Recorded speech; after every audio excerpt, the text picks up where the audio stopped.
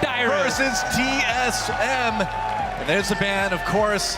Banning out Dyrus seems to kind of be the order of business, but there's a ban thrown at Marin. Team Solomid has to be careful here. They already see the Cyan ban, so they must either expect Maokai to be a ban or a first pick for Marin, who's of course a fantastic Maokai player himself. Yeah, he's something like 13-1 on Maokai right now. Decides to ban their way, but they should expect this to happen. So by banning out top laners themselves, you might end up in that situation where Dyrus also runs out of a few picks. Kalista has to be the last ban for Team Solomid now. And interestingly, SK Telecom, so they are going to go with the same bans that we saw against TSM by Fnatic.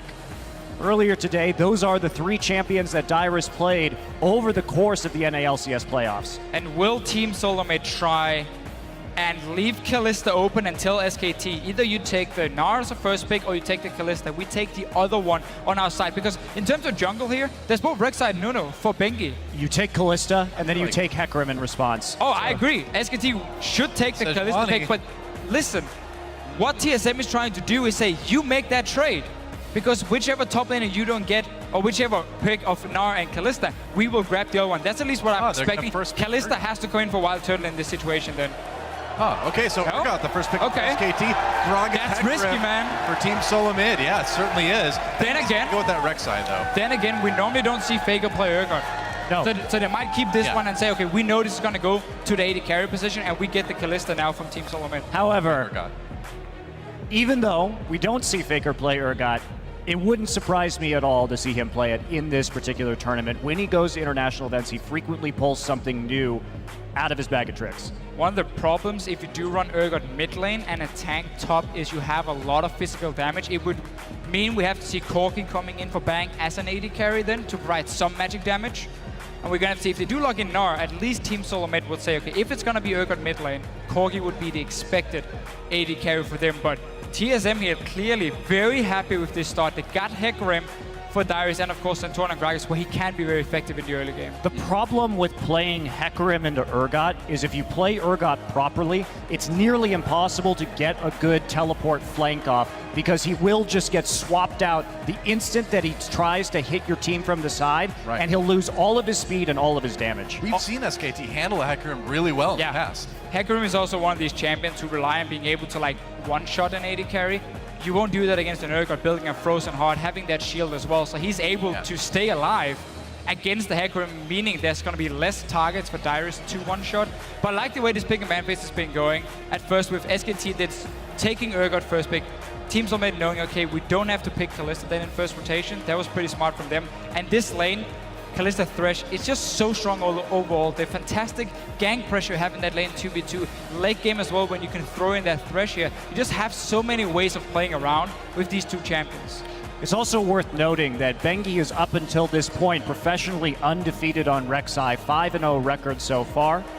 So it's been a very effective pick for him. Looks like it will be Kalista Thresh locked in for TSM, a pretty devastating bot lane for Wild Turtle and Lustboy. And what are the final 2 picks going to be for SK Telecom? Hovering over that Alistar right now, and we've seen SKT do this in the past, pulling back, just playing ultra tanky, and it's worked really well for them so far in Korea. And we often see Urgot Alistar as a lane. That does tell me we will get a different mid lane pick for Faker, not the Urgot for him. Yeah, obviously need some AP. Azir and Cassiopeia will be the 2 obvious ones. Right. For Faker, he did show Azir already today. Cassiopeia goes for it himself. Obviously a blind pick for him, and what can Bjergsen pick into it in this situation? This is really kind of ideal for him, you know, being able to pick whatever you want that you think will work best against Faker's Cassiopeia. Yeah, I quite like Azir into Cassiopeia as a lane matchup, if Bjergsen wants to play it. Obviously very skill focused in there, but I will give the edge to Azir because of the fact he can outrange the Cassiopeia. And he has that all-in potential with the ulti as well. You gotta be careful though, because you know Faker's gonna run that Ignite. He doesn't know that Cleanse is a summoner's spell, I'm pretty sure. Very true. Well, he will be the target though in team fights. I mean, you're not gonna dive the Urgot if you're the Hecarim. It's gonna be straight at Faker every single time. That's another thing to keep the Hecarim from coming in though, you know? That's very true.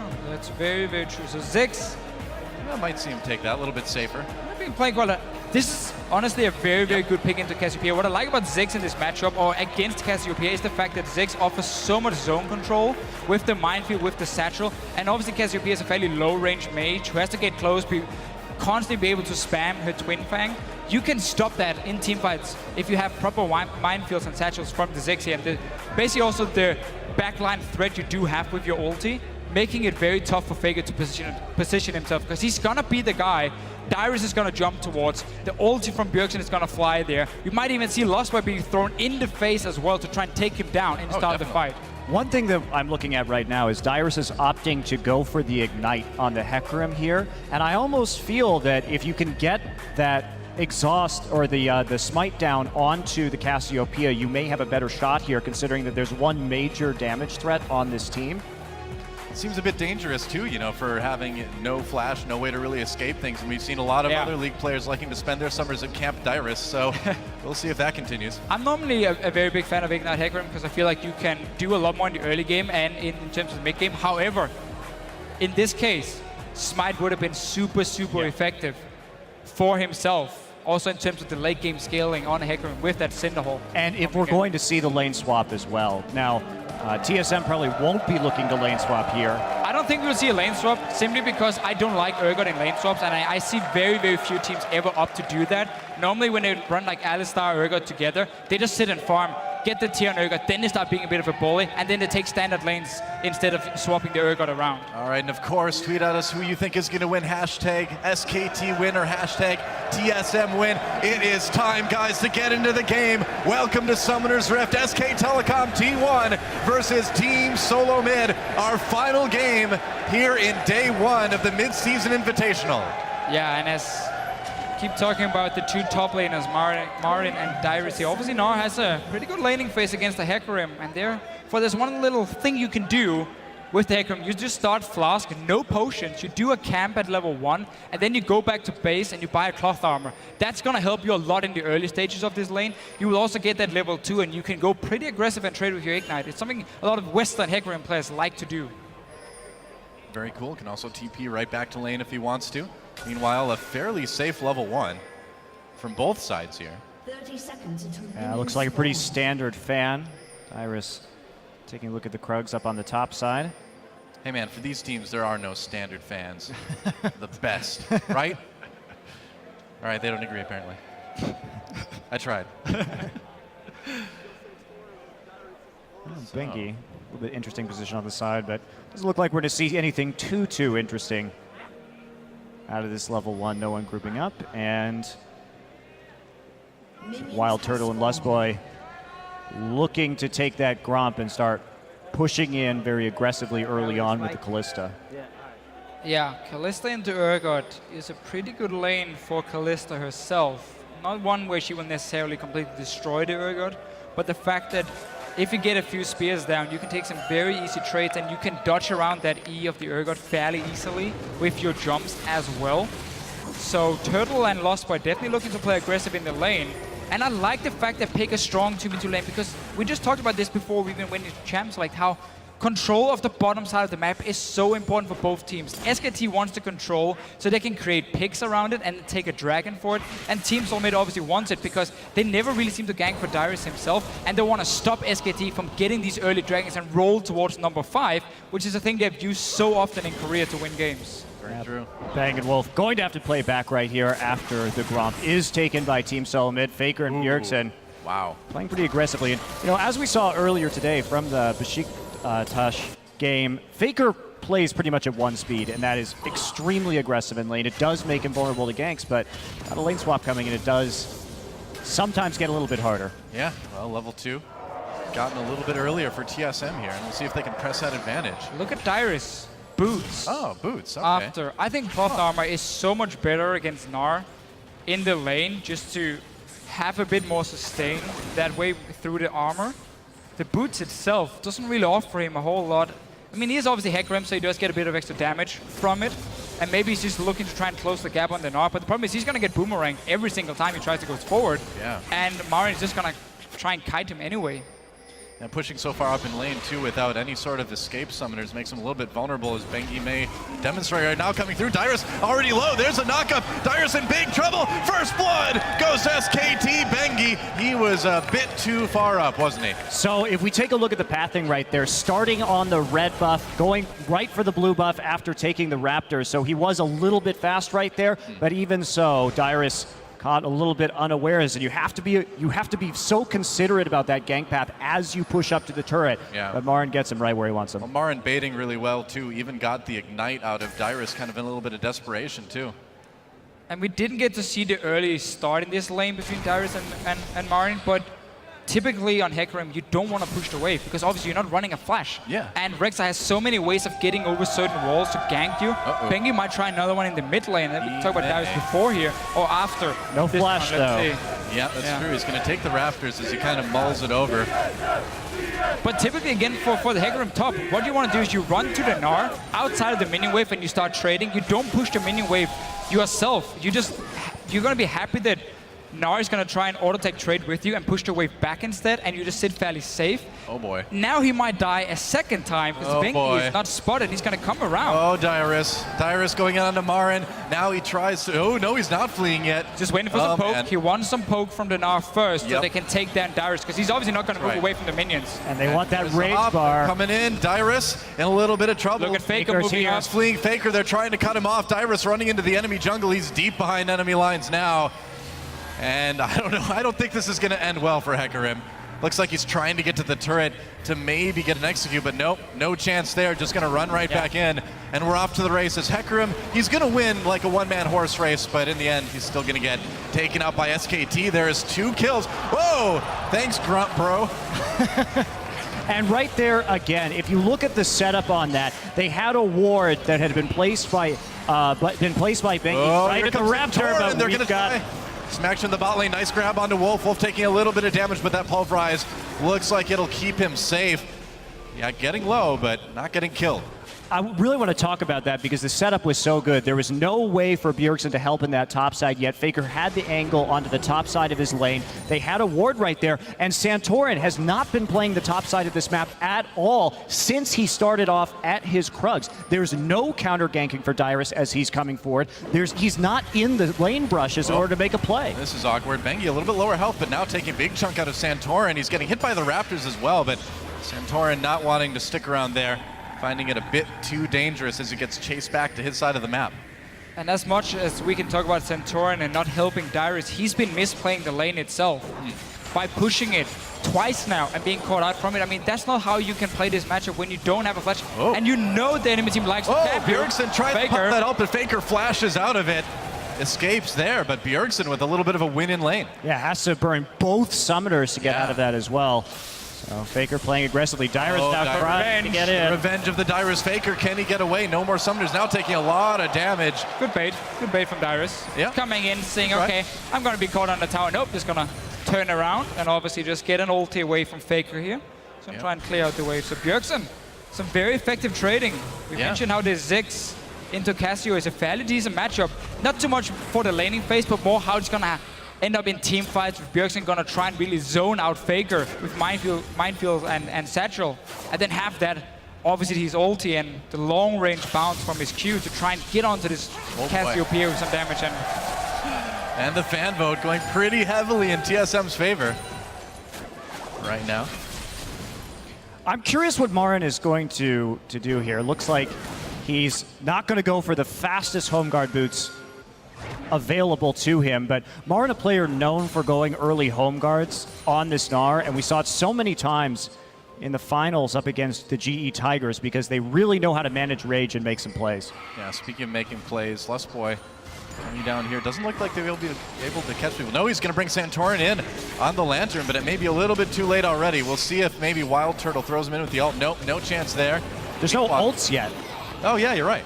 No ults yet. There's a very low chance that gank, I think, works, especially with how conservatively Bang and Wolf have been playing this, considering that they went for, of course, that tier first. You have to wait to stack that up. Well, that's what threw me off, man. I mean, because that kind of gank, you really kind of need some ults for that. Santorin. He's going to find Santorin right before the Dragon Pit. Looks like he's going to try to get over the wall. Not going to work, though. Oh, Chilling Smite. Santorin in a lot of trouble here. Lustboy.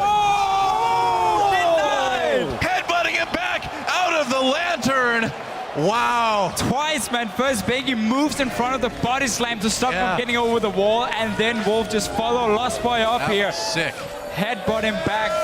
Well, and even then, Bengi had another tunnel. They're going out a Wild Turtle. Bengi there as well, too. Lust Boy in trouble in the back lines. Wild Turtle pulls in Lust Boy. There's a knockup. Dyrus comes in, exhausts immediately on top of him, but Bang in trouble. There's a kill, though, for Wolf, though. A big melee in the bot lane. Wild Turtle still getting lower. Bengi, though, under threat. They'll get another kill. Dyrus manages to take down Wolf, but it looks like Marin and Wolf will be able to actually maybe finish off. Will they? Looks like Bang went down. Wolf knocks him away. No, they have. Dyrus is angry. He's smashing. He's coming back. Oh, man. A lot of action here in the end. 1 for 2, I believe. And from TSM. Right there, the big problem was that SKT didn't have their ults available to them yet at the start of that fight. So they couldn't really make too many plays right there. They got a bit over-aggressive. And let's take a look at this one again. This was So awesome play. we talked about how SKT likes to have these early ping wards around the mid lane as well. Here's one of them spotting Santorin. That's why those know they can take this fight. And look at Wolf. Lands on for Santorin, just headbutts him back in. You're not going anywhere. And gets the kill for himself, and then sets up another play in the bottom lane. Wow, are they going to spot Bengi with that ward? Now it's all about Dragon. And what we didn't mention, too, was Faker actually was getting chunked out of the mid lane during that entire process. So he's actually falling relatively far behind Bjergsen in terms of farm at the moment. It's getting a little bit risky for SKT here. It is so hard when you just want to move forward and spam Twin Fangs on this Yordle in the mid lane, and then there's a minefield under you. Yeah. And it looks like Marin is going for the home guards into the mallet build. So they're going to try and extend the laning phase right here. Kind of sad we didn't get to talk about this before because the fight broke out, but this something we see quite a lot from someone like Koro from EDG in this Hecarim Gnar matchup, and also Marin pulling it out. Oh, it's simply super good in the one-on-ones. Santorin coming in, nice flash play, there's a box, Bang, manages to get out. It looks like Wolf may be in trouble. Meanwhile, action in the mid lane. Bjergsen in a lot of trouble. Faker gets the kill with the Twin Fangs. Meanwhile, down in bot lane, looks like Wolf and Bang were able to escape successfully. So SKT managing to get a kill in mid finally. Look around this mid lane here. Oh, let's talk about because there's more action. Again. Look at that, Bang, knocked back out from under turret, getting low. Position reverser gives him a little extra tankiness. Is it enough? The dive still so Faker's powerful. coming. Bang is still there. Here comes Bengi too. Bang is still alive. Glitz hasn't killed him yet. Bengi gets the kill on the Lust Boy. Meanwhile, Santorin forced away. I can't believe Bang is still alive. You know who's not going to be though? Wild Turtle. Goodbye. A double kill for Bengi, and Faker claims another victim. Santorin goes down in the jungle. Everything is going wrong for Team Solomid at the moment. That gank in the mid lane first. SKT has so many wards set up around Faker here. He can play aggressive. There was nothing to spot Bengi coming in as well. And that was a losing matchup at first for Faker. And then the bottom lane. Bang staying alive. Obviously you roam from the mid lane after Ziggs is already dead. You get Dragon, first Dragon by SKT. Monty, you love your stat with it. Such a good situation now for them. Yeah, if we take a look at this too, Bang gets knocked out, but immediately position reverses. Santorin has no more mana here. Wolf gets the exact right headbutt in this situation. They'll lantern him back in, but he has that shield that he's going to pull back up, and Bengi coming in at the right time as well. Turtle doesn't actually manage to get the lantern. He stays too long on the other side and gets separated from his team. He got too greedy for that kill on Bang. We'll probably jump right into Bengi and Faker anyway. And end up dying for himself. I didn't get to see when he used the Rend, but clearly didn't get the kill on Bang when he did. So I'm not sure if he just tried to pop it a little bit too early and therefore lacked the damage for it, or were expecting to get the reset at first and then go for the second one as Santorin. Getting harassed more in the jungle, gonna take the lantern out. Man, I gotta say, you know, people were calling Wolf the weak link on this team coming into this event, but he has not been that this game. And now really the problem for Team Solomid is, at first, they were trying to make a few plays on the bottom side. They got a kill with Dyrus coming in. That backfired completely. So now SKT in every single lane has gained some sort of advantage, except for maybe if you look at the two AD carries, but then everyone else has just gotten the kills. And because Marin is building Frozen Mallet, and he's gonna be just one-on-one against Dyrus over and over, Dyrus won't be able to touch him because of the Frozen Mallet. Now, this Frozen Mallet, it has to be said, isn't the best for early game team fights. We see Faker getting chased into his own jungle. Here comes Wolf from behind. He's got to be careful he doesn't get caught here. Going to go on to Santorin anyway. This pulverized. Lust Boy headbutted into the red buff pit now. Faker Oh boy, Lustboy in a little bit of trouble, drops that box, but I don't think it's going to save him, just trying to delay to get the rest of his team involved. Faker still gets that kill on a rampage now. Bengi comes in, chilling smite onto Wild Turtle. Kalista in a lot of trouble, headbutt pulverized onto Wild Turtle, and he'll get taken out. Bengi manages to pick up another kill. He was such a hero in SKT's match against CJ in the semifinals, really making plays here today as well. And I mean, really, SKT just pretty much comprehensively outplaying TSM across the map at this point. Nearly a kill a minute for SK Telecom in this game. Pretty wild. And this is the problem too, is that we're talking about two-tier champions. We're talking about Cassiopeia stacking the tier, the Urgot stacking the tier, Marin building the Frozen Mallet first. The longer this laning phase goes, these are not fights that they should be winning right now. Yeah. They are in a power trough. Once those tiers come online, it is going to be a very bad situation for Team Solomid. Well, Lustboy trying to defend that bot lane turret as well as he can, but still so much pressure from SKT. Bengi just doing a little bit of farming as well. And man, Wolf, I am just like in love with his Alistar play in this game. It has been so good. So Dyrus going after this Trinity Force as well. It's going to take a long time to get there. Yeah, and the problem for Dyrus in this lane is going to be the fact that because Marin is building for the one-on-one and not for the team fight himself, because obviously Frozen Mallet is not the most gold-efficient item in a team fight, he's going to be able to kite the Hecarim around nearly all the time. So the impact Dyrus will have has to come from teleports, where he needs to dive Faker and just kill him with this Trinity Force. That's the only thing he will be able to do at this point in the game. And the scary thing about that Frozen Mallet onto a Gnar, so we see Bengi. Oh, Dyrus gets caught by his Krugs. Marin comes in, he's got the red buff as well. That's 2 red buff champions. Dyrus in a lot of trouble. Ults away, will he make it? Looks like they'll let him go for now. Oh, or not. Santorin comes in, forces a flash out of Bengi. And it looks like, unless Santorin can catch up, they may have to leave it at that. They've got the ult from Bjergsen to maybe help take this one. Bengi, though, on the run. Dyrus is going to teleport back in. They're going to try to make a play here. He catches Marin and Bengi. Bengi goes down immediately. And Dyrus, he wants another one. A lot of damage onto Marin, but he becomes Mega Gnar just in time. And I think he's going to keep going. Yeah, you don't want to get dove under turret with that. Ult comes in, looks like, just to clear that wave by turret, so Faker can't do any more damage to it. All right, so well played here from Team Solomid. They get the kill and they defend the mid lane at the same time. Bjergsen returning to lane. Dyrus proxy farming a bit though, and that's going to prompt a teleport from Marin. Here come the home guards. And the Frozen Mallet is completed. He's still got that red buff too. Wow, flashing over the wall. Meanwhile, MSI gets behind him. Faker coming in as well. Dyrus in big trouble. Marin may just go ahead and give this one over to Faker. We'll see. Marin, nope, takes it for himself. You can't proxy farm in that situation when Faker has pressure on the mid lane and the teleport is up. And the Void Rush is up as well. There's too many ways to get collapsed on in that situation. Extremely unsafe move. Especially like you're saying with that Frozen Mallet finish and the red buff still on Marin. There's almost no way you escape from that. No, that's really been a problem for Dyrus. He's been playing very, very aggressive and very greedy, honestly, in this lane phase from the start. Yeah. From getting in the lane level 2, pushing it instantly, and just getting ganked. It just seems like there's this desperation from his play right now that doesn't need to be there. I agree. Well, tiers are going to be fully stacked soon, and that means they will be both physically and metaphorically. Well, Santorin manages to spot that ward, so they'll get a little bit of vision back in their own jungle. The next dragon is up in about 40 seconds now.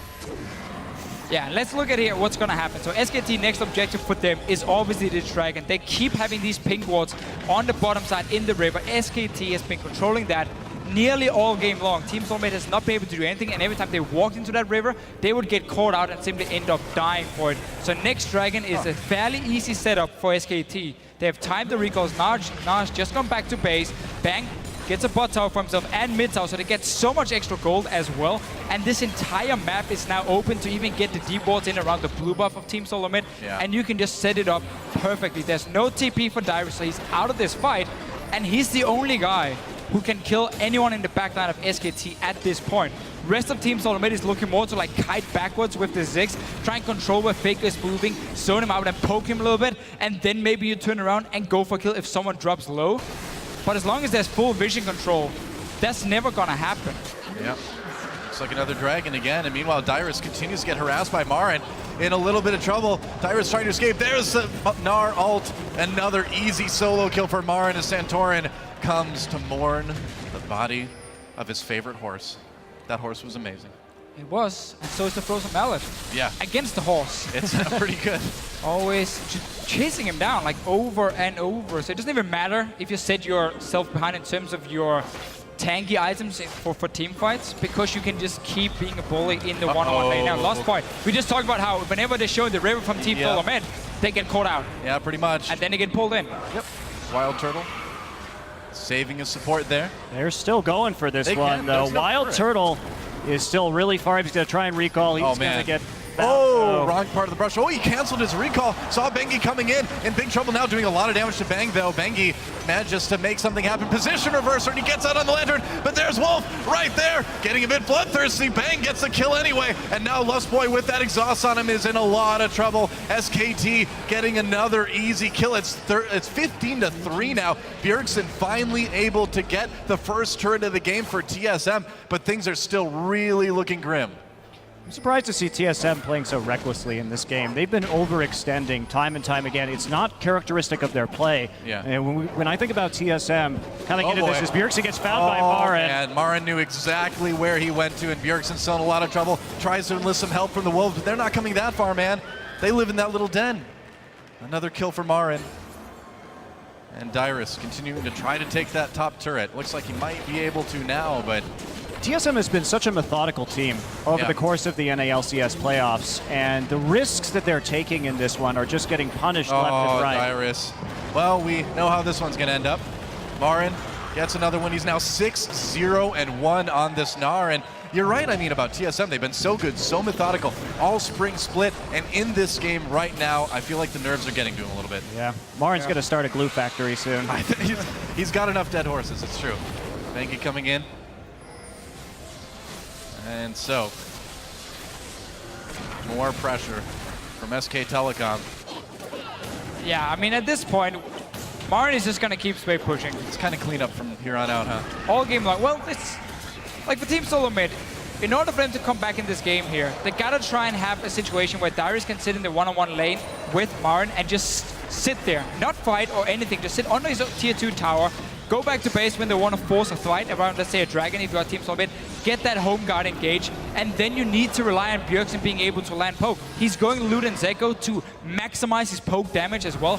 That's the only way for Team Solomid to start winning fights, but it's going to be very, very hard. The problem with relying on that home guard engage is the fact that there's an Urgot. And when the home guard engage comes in, all Bang has to do is press R and click on Hecarim, and he loses all of that speed, all of that burst, and then he gets put in the front line, and there's no longer any kind of flank. And even it's a very powerful pick against Hecarim. And even if you don't have home guards, you're going to have an Alistar who's going to get CDR, who can just headbutt you away as well and completely stop the same thing from happening from Dyrus. He turns around immediately onto TSM. Look at that nice headbutt. Pulverized Santorin trying to help his teammates escape. Lustboy pulled over the wall by Wild Turtle, but SKT continues to chase. Wolf, can he get there in time? Bengi, they caught Wild Turtle. There's the position reverser, and there's a dead AD carry. And SK Telecom, nice flash pulverized onto Bjergsen. He's in big trouble now as Bang comes in with the big damage. The ult does nearly nothing as Bang picks up the double kill. Lustboy trying to get back to the base, but Bengi says, no way, I'm coming in there with you. Santorin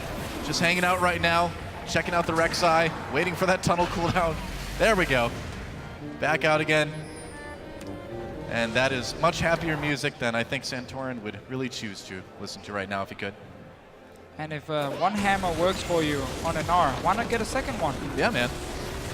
The Phage Mario brothers have for him as well. And Wild Turtle deciding to go Hurricane is a thing that this is dislike a lot versus tanks. You can't do this in this situation because in order to actually effectively use the Hurricane, you have to hit more than one target. And if he's hitting more than one target, he's going to get Cassiopeia ulted, pulverized, position reversed, or Gnar ulted. Yep. It's also the fact that you have a build now where you don't run any crit.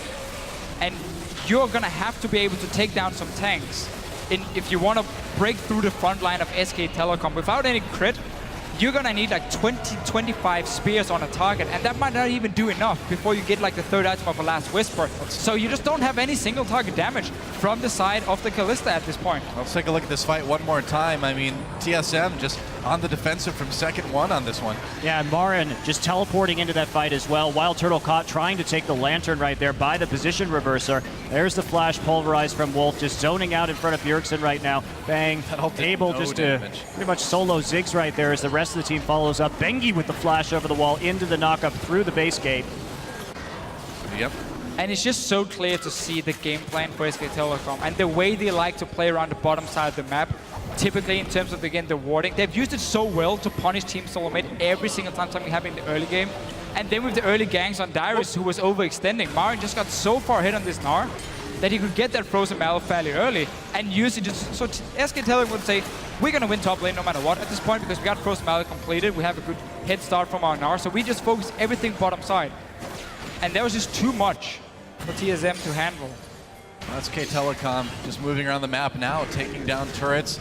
The next Dragon is live, and you know they took a very easy Baron as well. Faker just going and soloing the Dragon. That's number 3 now. SKT with total map control.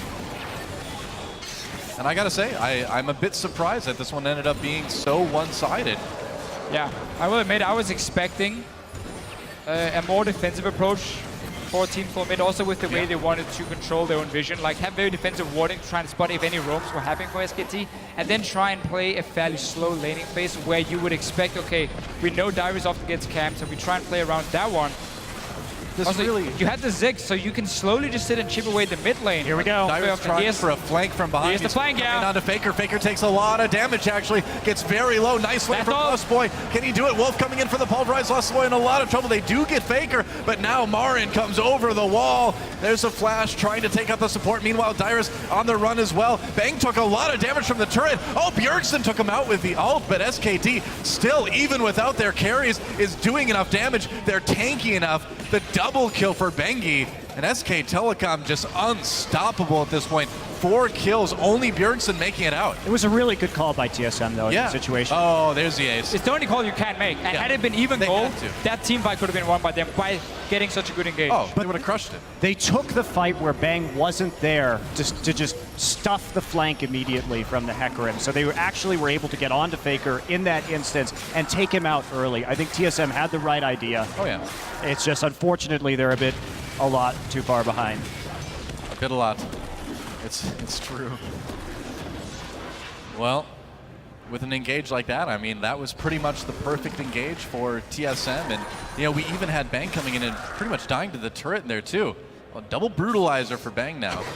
All right, well, I mean, the more limbs you have, the more brutalizers you can hold, right? Well, that'll help. It's a lore build. Once he gets Ghostblade, but that's true. A bit unorthodox right there from Bang. Why not?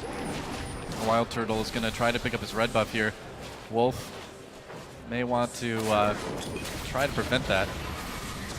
Cowboy Alistar is disturbing right away. Are we supposed to believe he's like hurting his own species? Like farming his fellow cows? That is a disturbing skin right there. Freaky. He's babysitting. I guess so. He's the bull, got to babysit all the cows. The less said about this, the better. All right, love the Mikhail's pickup for the cow. Now we're talking about him. That's basically the only way Faker's going to die is if he gets locked down, then Mikhail's is going to prevent that from happening. Bengi gets spotted in the jungle here. We'll see if they make anything happen. Wild Turtle forced to retreat into his own jungle. He's going to run right into Gnar, though, isn't he? Yep, there's Marin right there, and Wild Turtle trying to hop backwards. He's got that red buff. He's going to take it onto the Lantern. Oh, Marin chasing deep, gets hit with that death sentence, so needs to be careful. He's so tanky, though. And again, this build from Kalista just doesn't do a ton of damage. Very unfair situation also for Wild Turtle, being as Team Solomid is so far behind. Yeah. Obviously, I mean, as an AD carry right here, you feel very, very useless against so many tanks. Yeah, look at Bang. For himself. Jeez. He will have a little bit of extra wave clear with the Hurricane, but that's about it for him, honestly. And you already have the Ziggs, so that shouldn't be your priority. Right. For Team Solomid. Bjergsen with the loot and Seiko, obviously just trying to maximize whatever damage he can get from that Q. If he does a And full here we go. rotation of TSM spells, coming in. There's a That's knock-up it. onto Wolf. Looks like they caught him. Bengi coming in. Wolf still very, very tanky. Tyrus ults. He does manage to connect with Faker, but now he's on his own with Faker. I don't think you want to be there. Meanwhile, the rest of SKT has invaded the base. Tyrus still running from Faker. Looks like he might escape. Will the poison be enough? Meanwhile, Lustboy goes down in the mid lane. And Marin still putting all that pressure onto bot. And will Faker actually find Dyrus? I think he will. Oh, no. Dyrus actually made it out. Faker actually opting not to use Ghost on that chase right there. A little bit weird. He definitely could have caught him if he had wanted to use his summoner, but instead holds onto that one for a little bit longer. Zig's ult still clearing out these waves, so SK Telecom hasn't actually really cracked this base yet, but they will on this one. Well, yeah, there goes the inhibitor turret right now, and it looks like the inhibitor is pretty vulnerable at this point. They're going to back off, just playing it safe. Bengi coming in to one of his tunnels basically right at TSM's front door, but Dragon up in a minute 30, Baron up in a minute. SK Telecom, this is the time for them to pull back, play it methodically. You don't want to give any chances to TSM at this point. just wait for Baron to respawn. Right. Play around it once again. You had such a good pink ward setup before near it, and then you warded off the jungle of Team Solomid. Now chilling smite onto Dyrus. They're going to try to slow him down. Marin about to go Meganar as well, too. Not a lot of members of TSM there. Lustboy could come in to help with the Lantern. Nope, everybody from TSM coming down to support that. But again, it's just chunking people out. It's just keeping them back and trying to help keep control of the map to easily go back and take a Baron or a Dragon a little bit later. Always keep every single minion wave pushed up. Yep. So you know that there's 3 lanes they have to defend. And if they ever show without a teleport, without a global, well, then you just go straight for this Baron, which is spawning in 10 seconds from SKT's side. And I mean, worst case almost for SKT is that Team Solomid try and go out and stop it, and then you just get an open fight, which is also what you want, because you want to get the Ziggs away from these towers, so he doesn't just sit and wave clear. So there's barely any win-win situation, except Ziggs ulti, stealing Baron, calling it right now. All right. You call it, Deficio. I'm holding you to this. Oh, Marin coming in. You don't expect them to come from your own base, do you? Bengi in a little bit of trouble, or Bjergsen rather. Marin, look at how tanky he is, just kind of 1v4ing at this point. Bjergsen getting so low, out of the fight already. Marin still chasing. He's about to go Meganar. Bjergsen dodges the building, and Marin ults in for the kill. Bang comes in. There's just nothing that TSM can do against SK Telecom. There goes the inhibitor, and SKT, they want to try to get the win here. Will they be able to do it without one carry on TSM? Looks like it might be easy. There goes the first Nexus turret. TSM, perhaps a desperation fight, or will they just let the base go down? Dyrus trying to swing around the outside here, but second Nexus turret gets taken down. Now the Nexus being taken out as well, and SK Telecom with a dominating victory over Team Solomid. GG. And this was really the playstyle SK Telecom has used back in Korea so effectively. Same exact game plan. Complete control of the bottom side map from the get-go of this game here. Marin gets a good start in his own laning phase, starts winning one-on-one, plays super aggressive on the Gnar, and you just focus the other 4 members. Whenever Team Solomid try to make a play, they would always be spotted at first, and there would always be a response from SKT. And that's what's scary about them too. They've been kind of pioneers in this post-Cinder Hulk world in terms of their picks and bans, and this isn't all they have to offer either. Of course, they do like these very tanky Urgot compositions with a Cassiopeia or a Vladimir in mid, but they also play that Lulu and play around Bang as the primary carry. And we did see a few changes, I mean, pick and ban wise here. Urgot came in as the first pick, so Team Solomid decided not to ban Kalista, even though it's been such a must ban against Bang so many times.